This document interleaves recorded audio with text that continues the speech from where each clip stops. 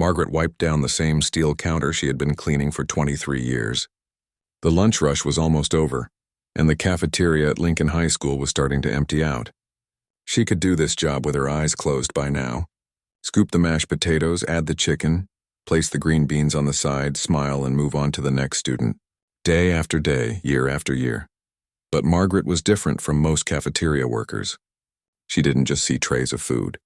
She saw people, real people with real lives and real problems. While other staff members focused on getting through the lunch line as quickly as possible, Margaret made it a point to look each student in the eye. She learned names. She remembered faces. She noticed things. Over the years, she had seen thousands of students come and go. She watched freshmen walk in nervous and unsure, and she watched seniors leave confident and ready for the world. She had served students who went on to become doctors, teachers, and even one who became a professional baseball player. But she also remembered the quiet ones, the ones who sat alone, the ones who seemed lost in their own worlds. That's why she noticed when things changed with Danny Morrison. Danny was a sophomore, about 15 years old with shaggy brown hair that always fell into his eyes. He wasn't popular, but he wasn't a loner either. He had a small group of friends he usually sat with near the windows. Margaret had served him lunch since he was a freshman. He was always polite, always said thank you, and he actually ate the cafeteria food without complaining, which was more than she could say for most teenagers. But something had shifted about a month ago. Margaret couldn't put her finger on exactly when it started, but she began to notice little things. Danny stopped sitting with his friends. Instead, he chose a table in the far corner of the cafeteria, away from everyone else. At first, she thought maybe he had gotten into an argument with his friends. That happened all the time with teenagers. But days turned into weeks, and Danny was still sitting alone. Then she noticed his eating habits changing. Danny used to get a full tray, everything from the main course to dessert. He was a growing boy with a healthy appetite. But gradually, his portions got smaller. He started skipping the main course and just getting a side salad. Then he stopped getting dessert. Then he barely got anything at all. Margaret watched this transformation with growing concern. She had raised 3 kids of her own, and she knew that teenage boys didn't just stop eating for no reason. They were bottomless pits, always hungry, always looking for seconds. Something was wrong.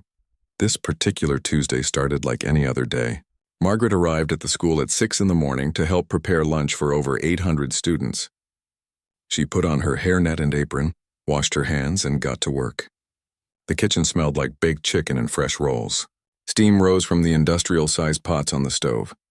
The other cafeteria workers chatted about their families and weekend plans while they worked. By 11:30, the first lunch period began. Students flooded into the cafeteria, loud and energetic, laughing and shoving each other playfully. Margaret took her position behind the counter and began serving. She smiled at each student, asked them how their day was going, and made sure they got enough food. Then she saw Danny walk in. Her heart sank. He looked even thinner than he had last week. His clothes seemed to hang off his frame. His face was pale, and there were dark circles under his eyes like he hadn't been sleeping. He moved through the lunch line like a ghost, barely present, going through the motions without really being there. Margaret served him a small portion of chicken and some vegetables. "You want some extra, honey?" she asked gently. "You're looking a bit thin." Danny just shook his head and mumbled something she couldn't hear.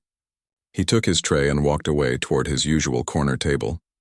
Margaret watched him go, a knot forming in her stomach. This wasn't just teenage moodiness. This was something deeper. She continued serving the other students, but her eyes kept drifting back to Danny's table. He sat completely still, staring down at his tray. He wasn't eating. He wasn't even pretending to eat. His fork lay untouched beside his plate. Students walked past him, laughing and talking. But it was like he was invisible, or maybe he wanted to be invisible. Margaret had seen this before many years ago with her own younger brother. The withdrawal, the loss of appetite, the way he seemed to fade away right in front of everyone's eyes. She remembered how people said he was just going through a phase, that he would snap out of it. But he never did. By the time anyone realized how serious it was too late. She had promised herself after losing her brother that she would never ignore the signs again. She had promised that if she ever saw someone struggling the way he had struggled, she would act. She wouldn't wait. She wouldn't assume someone else would help. She would do something. The lunch period was almost over. Students were throwing away their trash and heading back to class. Margaret's shift didn't end for another 20 minutes, but she couldn't wait. She untied her apron and told her coworker she needed to take her break early. She walked across the cafeteria toward Danny's table. Her sensible shoes squeaked slightly on the polished floor. As she got closer, she could see that he hadn't touched a single bite of his food. The chicken was getting cold. The vegetables sat untouched. But what worried her most was the look on his face. It wasn't sadness exactly. It was something worse. It was emptiness. Like someone who had already given up. Margaret reached his table and stood there for a moment, wondering what to say. How do you reach someone who has already checked out? How do you start a conversation that might save a life? She didn't have training for this. She was just a lunch lady. But sometimes being just a lunch lady who cares is enough. Margaret pulled out the chair across from Danny and sat down slowly. She had grabbed 2 chocolate chip cookies from the kitchen on her way over, the kind that were still warm from the oven. She placed them on the table between them. "These just came out," she said softly. "My grandmother taught me the recipe when I was younger than you. She always said good food and good company could fix almost anything." Danny looked up, startled. His eyes were red-rimmed, and up close Margaret could see just how exhausted he looked. He seemed surprised that anyone had sat with him, like he had forgotten what it felt like to be noticed. "I'm not really hungry," he mumbled, looking back down at his untouched tray. Margaret nodded. "I've noticed. You haven't been eating much lately. Actually, you haven't been eating at all." Danny's shoulders tensed. "I'm fine. Just not hungry." "You know," Margaret said, picking up one of the cookies and breaking it in half, "I've worked here for 23 years. I've probably served lunch to thousands of students. And in all that time, I've never met a 15-year-old boy who just stops eating because he's not hungry. Teenage boys are always hungry. My sons used to eat everything in sight. I'd go to the grocery store, fill up the fridge, and 2 days later it would be empty again." A ghost of a smile flickered across Danny's face, but it disappeared as quickly as it came. He didn't say anything. The cafeteria was almost empty now. Most students had left for their next class. The few remaining were gathered in small groups, laughing and talking. Their voices echoed in the large space. Margaret took a bite of her cookie and chewed slowly. She didn't push. She had learned a long time ago that sometimes silence speaks louder than words. Sometimes people just need to know that someone is willing to sit with them, to be present without demanding anything in return. After what felt like several minutes, Danny finally spoke. His voice was barely above a whisper. "Do you ever feel like you're invisible? Like you could disappear and nobody would even notice?" Margaret's heart broke a little. She had heard those words before, from her brother years ago. "I think everyone feels that way sometimes," she said gently. "But I've noticed you, Danny. I've noticed you every single day." Danny looked up at her, and for the first time she saw tears gathering in his eyes. "You know my name?" "Of course I know your name. You've been coming through my lunch line for almost 2 years now. You always say thank you, which a lot of kids don't bother with. You used to sit with those boys over by the windows. You liked the chocolate pudding on Fridays. And lately, you've been sitting alone, eating less and less and looking more and more like someone who's carrying the weight of the world on their shoulders." A single tear rolled down Danny's cheek. He wiped it away quickly, looking embarrassed. "I'm sorry. I don't know why I'm crying." "This is stupid." "It's not stupid," Margaret said firmly. "Whatever you're feeling right now is real and it matters. You matter." Danny shook his head. "You don't understand. Nothing matters anymore, nothing." The way he said it sent a chill through Margaret's body. It wasn't the dramatic declaration of a teenager having a bad day. It was calm, matter-of-fact, like he was stating something he had already decided, something final. "Danny," she said, leaning forward slightly, "I need you to help me understand. What do you mean when you say nothing matters anymore?" He was quiet for a long moment, staring at the cookie in front of him. His hands were shaking slightly. When he finally spoke, his voice was flat, emotionless. "I mean exactly that. School doesn't matter. Food doesn't matter. Tomorrow doesn't matter. None of it matters because I won't be here to care about it anyway." Margaret felt her blood run cold. She had suspected something was seriously wrong, but hearing him say it out loud made it real. She thought about her brother again, about all the signs she had missed, about the day she got the phone call that changed everything. She couldn't let that happen again. Not to this boy. Not on her watch. "Danny, are you thinking about hurting yourself?" He didn't answer, but he didn't have to. The look on his face said everything. The tears were flowing freely now, and he wasn't trying to hide them anymore. His whole body seemed to collapse inward like a building crumbling from the inside out. "I can't do this anymore," he whispered. "I can't keep going. Every day is the same. Every day hurts. Everyone would be better off without me. I'm just a burden. I'm nothing." Margaret reached across the table and gently placed her hand over his. "That's not true. Not even a little bit. You are not nothing, and you are not a burden. You're a 15-year-old kid who is going through something really difficult, and you deserve help." "Nobody can help me," Danny said, his voice breaking. "It's too late. I've already decided. Tonight, after everyone goes to sleep, I'm going to end it. I have it all planned out. I've written notes to my parents. I've figured out how I'm going to do it. I've been planning it for weeks. It's the only way to make the pain stop."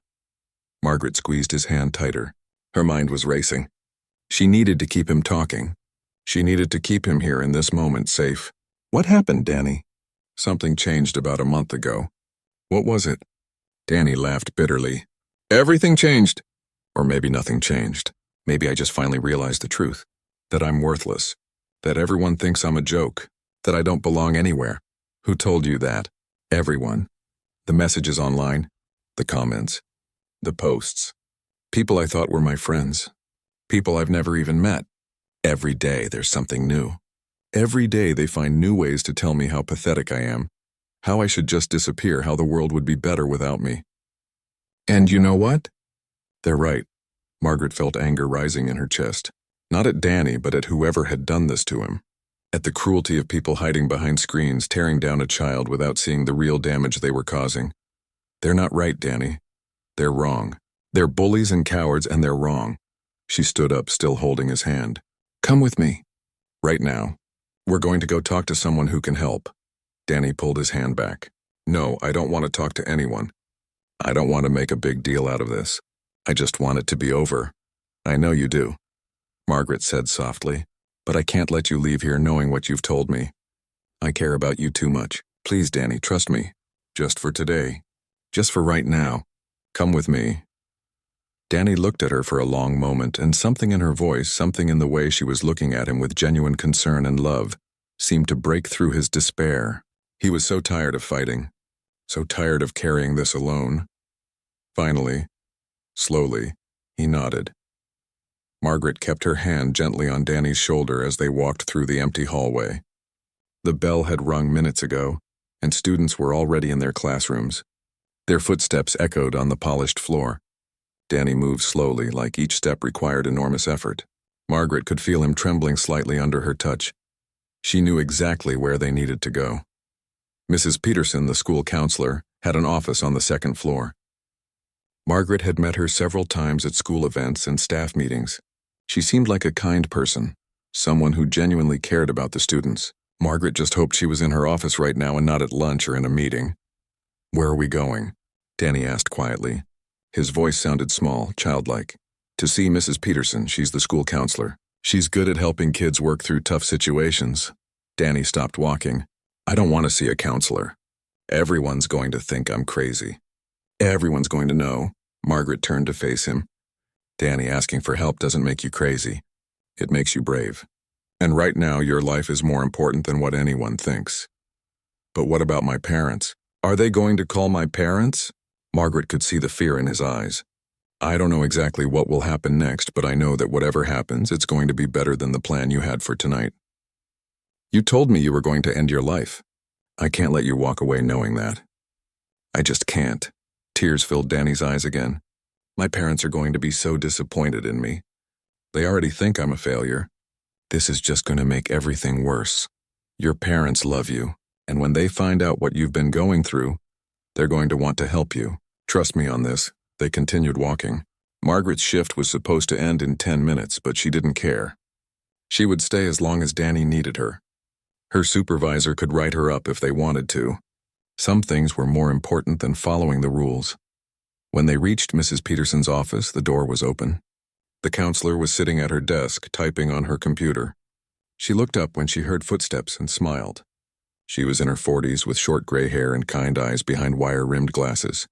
"Margaret, hi. Is everything okay?" Her smile faded when she saw the expression on Margaret's face and the state Danny was in. "We need to talk to you. Right now." "It's urgent." Mrs. Peterson stood up immediately. "Of course. Come in, both of you."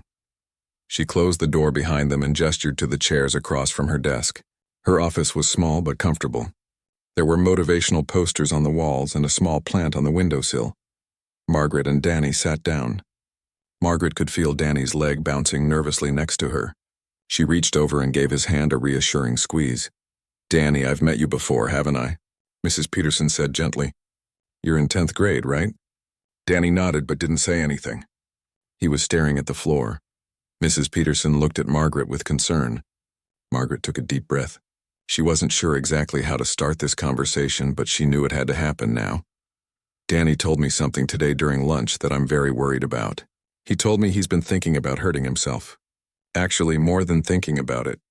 He has a plan for tonight." Mrs. Peterson's entire demeanor changed. She leaned forward, her full attention on Danny. "Danny, is that true? Are you thinking about ending your life?" The room was silent for what felt like forever. Margaret watched Danny's face. She could see him struggling with whether to tell the truth or deny everything and try to leave. She held her breath. Finally, Danny whispered, "Yes." That one word changed everything. Mrs. Peterson moved quickly but calmly. She picked up her phone and made a call. Margaret heard her speaking in low tones, asking someone to come to her office immediately. She used words like crisis intervention and immediate danger. It was becoming very real very fast. When Mrs. Peterson hung up, she pulled her chair around so she was sitting directly in front of Danny. "Danny, I'm really glad you're here right now. I'm glad Margaret brought you to me. I need you to know that what you're feeling is real, but there are people who can help you feel better. You don't have to go through this alone." "I want to go home," Danny said quietly. "I don't want to be here. I don't want everyone making a big deal out of this." "I understand this feels overwhelming," Mrs. Peterson said. "But when someone tells us they're planning to hurt themselves, we have to take that seriously. It's our job to keep you safe, and right now I don't think you're safe to go home alone." Danny's head shot up. "What does that mean?" "What are you going to do?" "We're going to get you the help you need. I've called our crisis counselor. She's on her way here now. We're also going to need to call your parents and let them know what's happening." "No," Danny said, his voice rising. "Please don't call them. They can't know about this. They'll be so angry. They'll be so disappointed." "Everything will be worse," Margaret spoke up. "Danny, I know you're scared. But your parents need to know. They deserve the chance to help you." "You don't understand," Danny said, tears streaming down his face again. "They have enough to worry about. My dad just lost his job. My mom's been working double shifts to pay the bills. They don't need this. They don't need me adding more problems to their lives. That's part of why I wanted to end it. I'm just making everything harder for everyone." Mrs. Peterson handed Danny a box of tissues. "Danny, you are not a problem. You are their child and they love you. Mental health struggles are not a burden. They're an illness just like any other illness, and they can be treated. Your parents would want to know. They would want to help." There was a knock on the door. Mrs. Peterson opened it and another woman came in. She introduced herself as Dr. Williams, the crisis counselor. She was younger than Margaret expected, maybe in her 30s, with a calm, reassuring presence. Dr. Williams sat down and began talking to Danny. She asked him questions about how long he had been feeling this way, what his plan was, if he had access to the means to carry it out. Danny answered honestly, and Margaret felt sick listening to how detailed his plan was. He had thought about every aspect. He had been preparing for this for weeks. "Danny, based on what you're telling me, I think you need to go to the hospital," Dr. Williams said gently. "Not because you're in trouble, but because you need more help than we can give you here at school. The hospital has doctors and counselors who specialize in helping people who are feeling the way you're feeling." "You mean a psych ward?" Danny said, panic in his voice. "You want to lock me up?" "It's not about locking you up. It's about keeping you safe and giving you the tools you need to feel better. Usually it's just for a few days. They'll evaluate you, start you on treatment if needed, and make sure you have a safety plan before you go home." Margaret could see Danny shutting down. His face went blank and he crossed his arms over his chest. She reached out and touched his arm. "Danny, look at me." He turned his head slightly. "I know this is scary.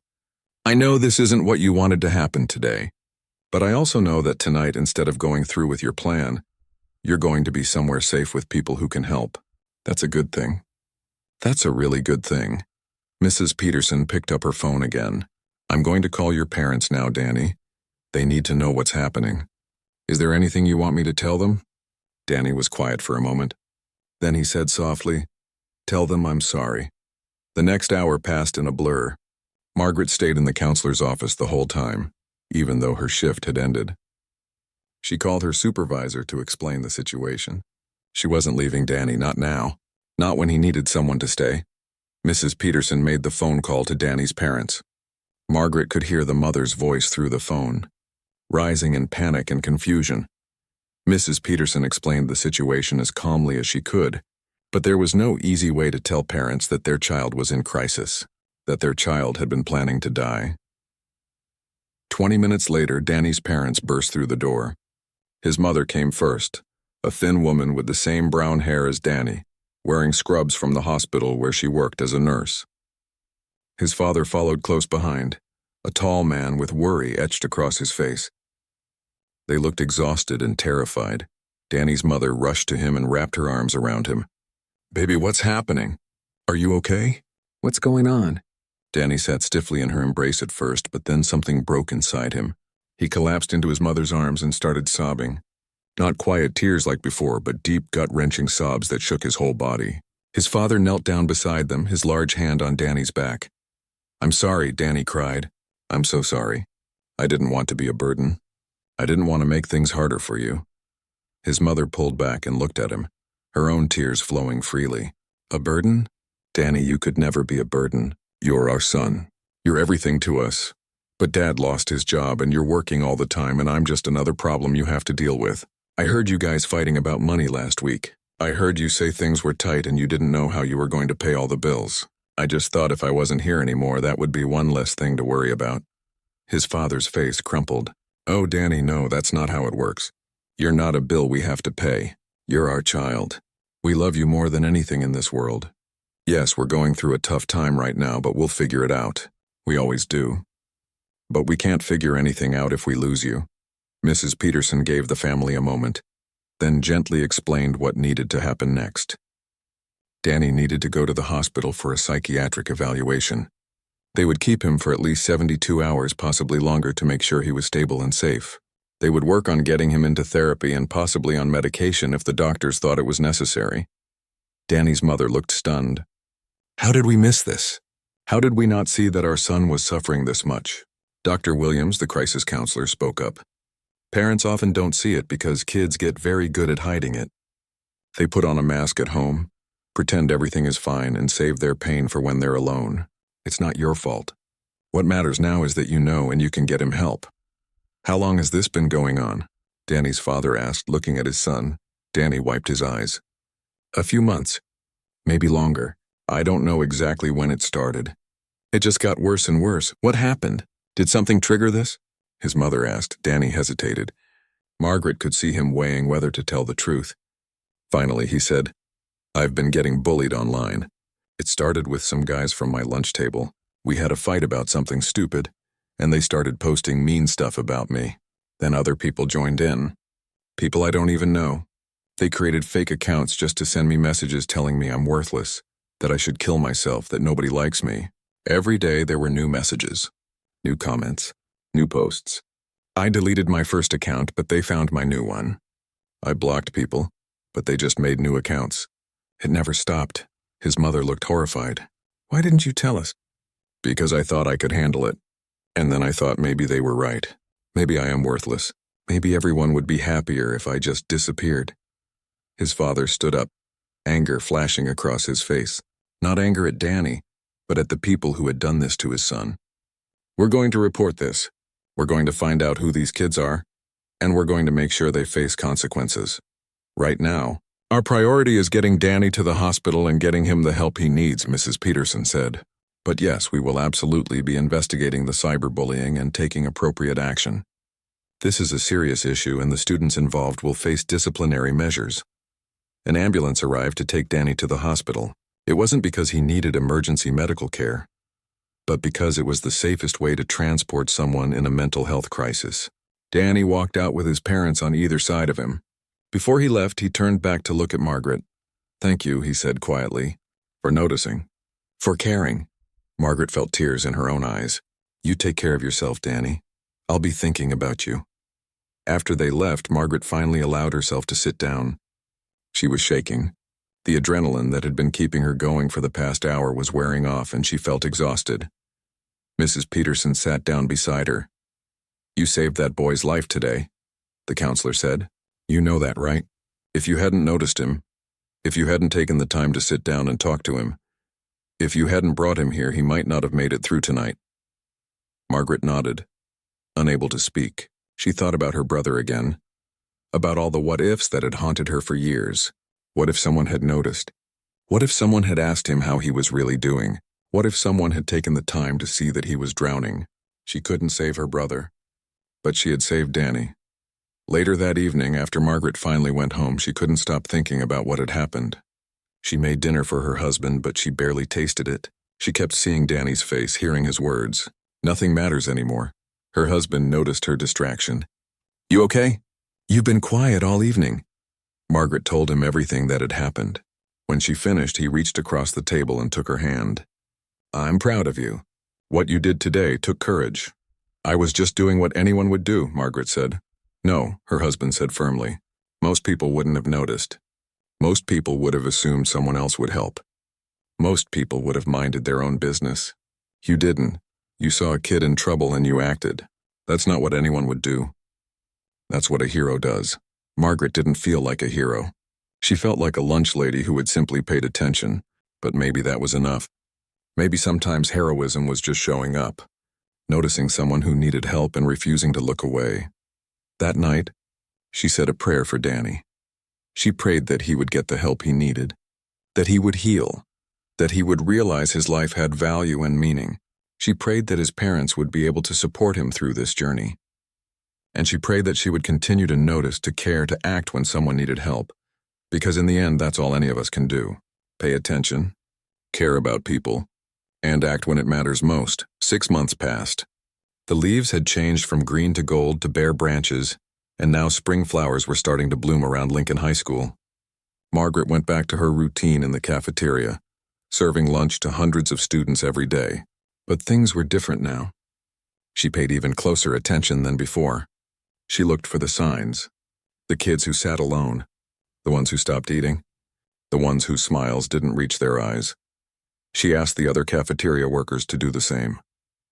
At first, they thought she was being overly dramatic, but when she told them about Danny, about how close they had come to losing a student, they understood. They started paying attention too. They learned names. They noticed changes. They became a network of people who cared. Margaret had thought about Danny often over the past 6 months. She had asked Mrs. Peterson for updates when she could, though privacy rules limited what the counselor could share. She knew he had been in the hospital for about a week. She knew he had started therapy and medication. She knew he had returned to school after a few weeks, though he was on a modified schedule at first. But she hadn't seen him in the cafeteria. She didn't know if he was packing lunch, eating at a different time, or if he was avoiding the place where everything had come to a head. Then one Tuesday morning, Mrs. Peterson came to the cafeteria before the lunch rush started. "Margaret, do you have a minute?" Margaret wiped her hands on her apron. "Of course. What's going on?" "The school board is holding a mental health awareness assembly next week. It's something we've been working on for months, part of a new initiative to address student well-being. Danny Morrison has volunteered to speak at the assembly. He wants to share his story, and he specifically asked if you would be willing to attend. Actually, he wants you to sit on stage with him. Would you be comfortable doing that?" Margaret felt her heart skip. "Danny wants me there? He says you saved his life. He wants other students to hear his story, but he also wants them to know about the person who noticed him when no one else did. He's been doing really well, Margaret. The therapy is helping. He's back in school full-time. He's even started a support group for other students dealing with cyberbullying. He's turned his pain into purpose." Margaret felt tears pricking her eyes. "Of course I'll be there. I'd be honored." The following Tuesday, the entire school gathered in the auditorium. Students filed in, loud and restless, not sure what to expect. Teachers lined the walls.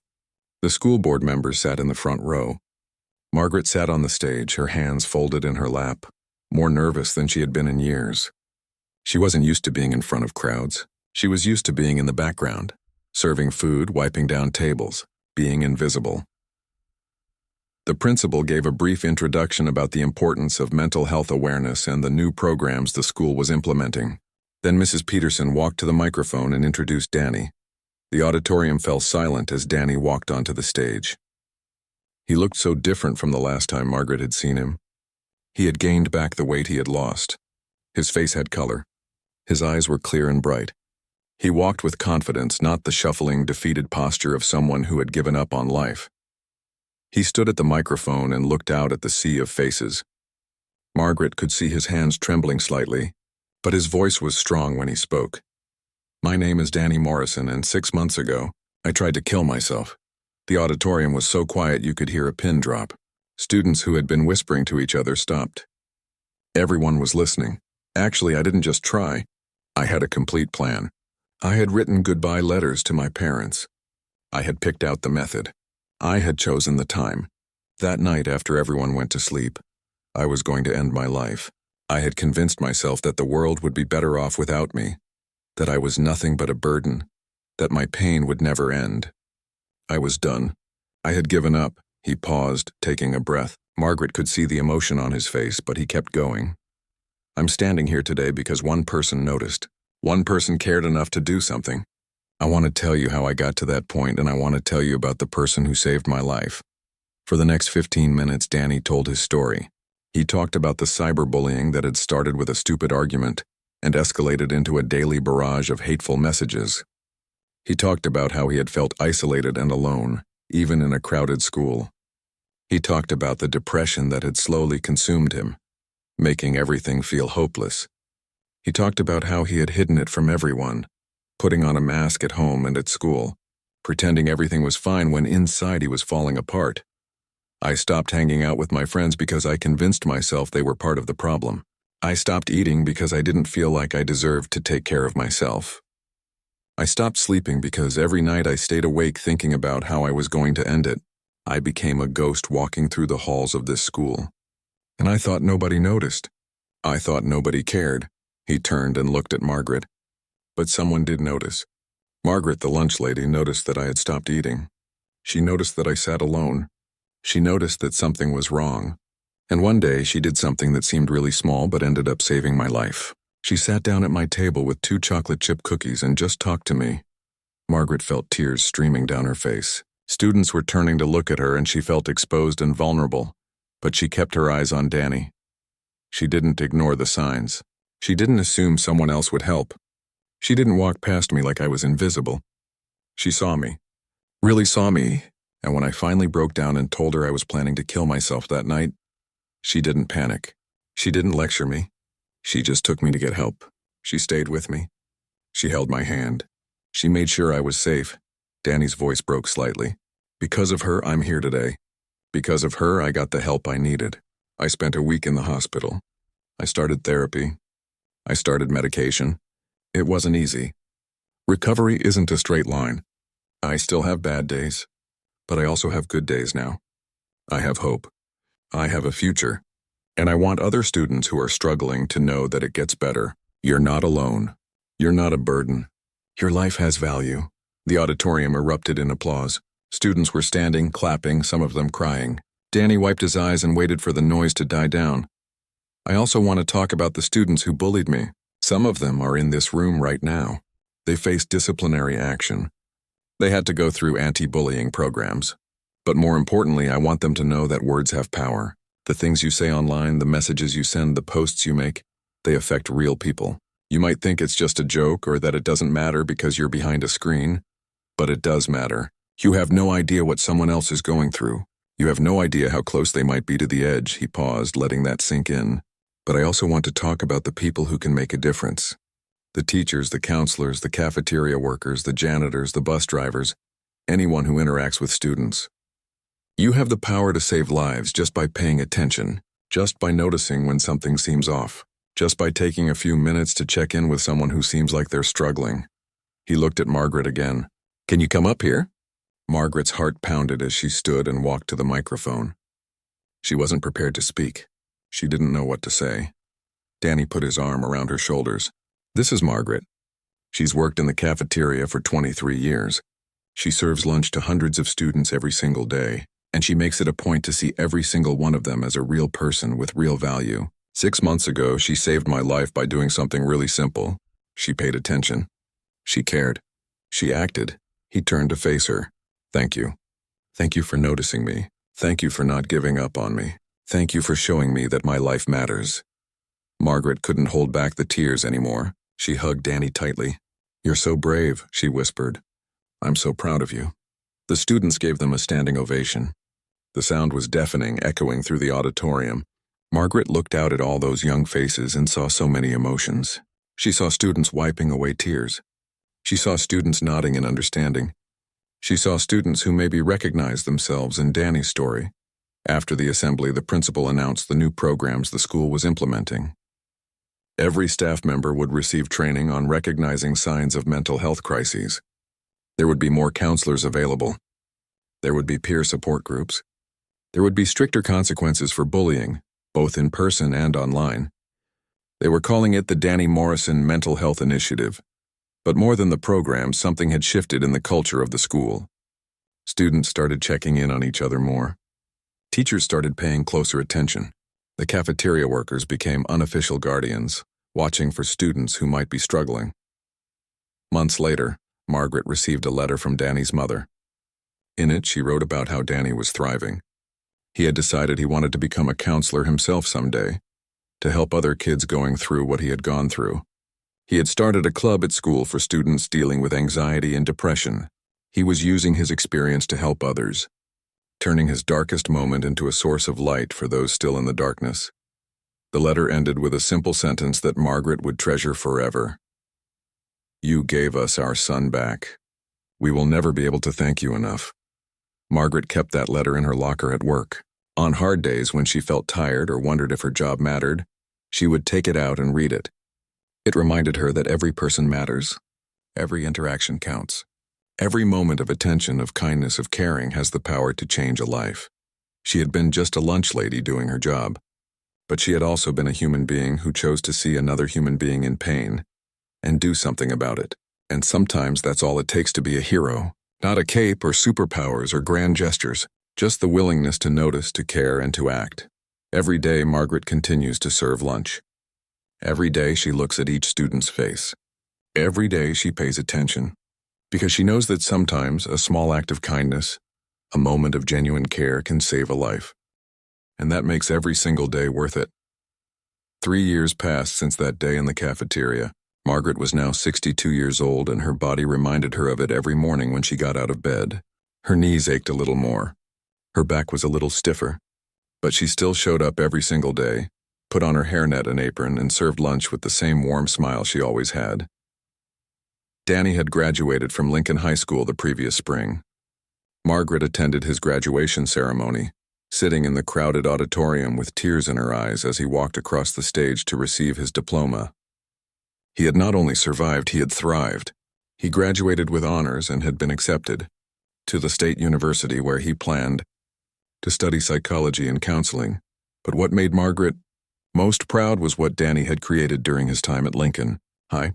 The mental health support group he started in his sophomore year had grown into a full program that now existed in schools across the entire district. Students helping students. Kids who had been through their own struggles supporting others who were going through the same thing. It had become a safe space where teenagers could be honest about their pain without fear of judgment. The cyberbullying policies had also completely changed. The school board had implemented strict guidelines and real consequences for online harassment. They brought in speakers to talk about digital citizenship and the real harm that online cruelty could cause. It wasn't perfect, bullying still happened, but it was better, much better. Margaret had become somewhat of a local hero, though she never felt comfortable with that label. The local newspaper had done a story about her. She had been honored at a school board meeting. Parents stopped her in the grocery store to thank her. But she always said the same thing. She wasn't special. She had just paid attention. Anyone could do what she did. One afternoon, near the end of the lunch period, Margaret was wiping down tables when she noticed a young girl sitting alone in the corner. She was a freshman, new to the school. Her lunch tray was untouched and she was staring at her phone with tears running down her cheeks. Margaret felt that familiar tug in her heart. She had seen this before. She walked over to the girl's table and sat down. "Hi there. I'm Margaret. Are you okay?" The girl looked up, startled, and quickly wiped her tears. "I'm fine. Just having a bad day." Margaret smiled gently. "You know, I've worked here a long time, and I've learned that when someone says they're fine but they're crying, they're usually not fine at all. Would you like to talk about it?" The girl hesitated, then the words came pouring out. A fight with her best friend. Mean messages online. Feeling like she didn't belong anywhere. The same story Margaret had heard before, just a different student, a different year. Margaret listened. Really listened. Then she said, "I know someone who might be able to help. Her name is Mrs. Peterson. She's really good at helping students work through tough situations. Would you be willing to talk to her?" The girl nodded slowly. "Yeah, I think I would." As Margaret walked the young girl to the counselor's office, she thought about how far they had come. 3 years ago, they had almost lost Danny. But because of what happened that day, because of the changes that followed, maybe they wouldn't lose this girl. Maybe she would get help before things got too dark. Maybe she would be okay. Margaret understood now that her job wasn't just about serving food. It was about serving humanity. It was about being present in the lives of young people who were navigating one of the most difficult periods of life. It was about noticing, caring, and acting. She thought about Danny, now in college, pursuing his dreams, helping others. She thought about all the students who had been helped by the programs that came from his courage to speak up. She thought about the lives that had been saved because people started paying attention. And she knew that as long as she was able, she would keep showing up. She would keep serving lunch. She would keep watching. She would keep caring. Because sometimes the smallest actions create the biggest ripples. And sometimes, being just a lunch lady who pays attention is exactly what the world needs.